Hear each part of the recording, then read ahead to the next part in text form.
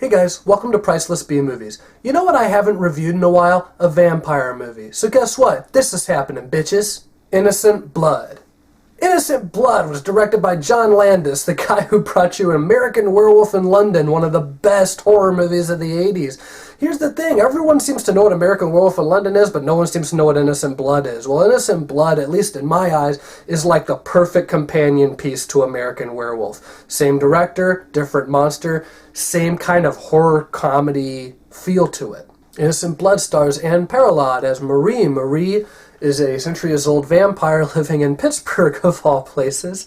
And she has this moral dilemma, which is always great for vampires. I mean, because that's the thing. If you live on a nightly basis sucking the blood out of people, you know, it's great if you've got a moral dilemma against doing it. But basically, because of this dilemma, she decides that she only wants to feed on people who she thinks are, a burden to society, or who are criminals, or who are, whatever. She doesn't want to feed on innocent people, hence the title, Innocent Blood. She ends up setting her sights on some mafiosa types headed up by Robert Loggia, who plays Sal Michelli, who is basically your typical Italian gangster. There aren't too many layers to this guy. He's basically just the boss. Interestingly enough, Robert Loggia also plays kind of a boss mob heavy in the movie called Lost Highway that I reviewed about a month ago.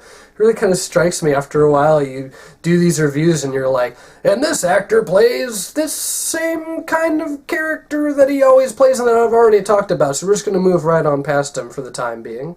After taking out one or two of his subordinates, Marie ends up with Michelli himself, and she attacks him, but she ends up having to cut and run, and now there's a big problem because she didn't kill Michelli, and now he's returned from the dead, and now he's a vampire too, so what we have here is the most dangerous criminal in the city, and he's a vampire, which means that he could turn all of his underlings into vampires, and basically you have this vampire mob movie, which is completely ridiculous. I have trouble saying that with a straight face, but that's what this movie turns into. Innocent Blood is a quirky movie. I'm not gonna lie, it's a very quirky movie. Some people would really be put off by the level of gore and just kind of grisliness of this film without seeing kind of the quirky humor in all of this. The fact is, if you're the kind of person who watched American Werewolf in London and all you could think was, man, that was pretty gross, then you're going to hate this movie. Just a warning. If you thought that was too much, you have no place watching this. Marie eventually gets some help from an undercover cop who is inside on the gang. He's played by Anthony LaPaglia. I can't believe I got that name right. You know what? It took me 6 takes on this camera to get that name right. I'm all proud of myself now. So now Marie and this cop are teaming up against Robert Loggia, which means obviously we're going to have that kind of forced romance between the good-looking male cop and the, hot young vampire, young in the strictest sense. This, of course, leads to a sex scene between the cop and Marie, where, he's afraid of her attacking him during sex because she's a vampire, so she basically volunteers to be handcuffed, so he'll feel safer about it. But then as soon as things start getting real hot and heavy, she just goes, oh yeah, well, and since she's all over him, which I thought was kind of funny, because if you're going to find humor in anything, you may as well find humor in a sex scene. Most of them are pretty damn funny when you think about it. Oh, and cameos. Lots and lots of cameos. We have Linnea Quigley, Tom Savini, Dario Argento, Frank Oz. Everyone and his fucking brother shows up somewhere in this movie.